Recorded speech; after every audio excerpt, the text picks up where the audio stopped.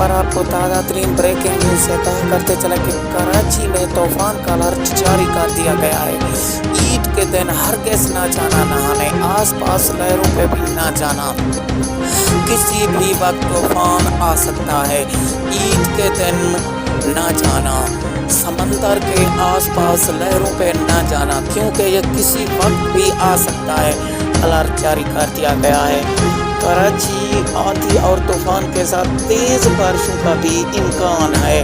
अगले 2 हफ्तों तक ये तेज़ बारिशें रहेंगी, जिसके बायस कुछ भी हो सकता है। दोस्तों, आपको ताज़ा तरीन ब्रेकिंग न्यूज़ से कहा कर रहे हैं कि कराची में समंदर पे नहाने ना जाना, समंदर का तूफान किसी भी वक्त आ सकता है। ये अलर्ट जारी कर दिया गया है। ये ताज़ा तरीन आपको ब्रेकिंग न्यूज़ से आगाह कर रहे हैं कि कराची समंदर पे ना जाना, किसी भी वक्त तूफान आ सकता है।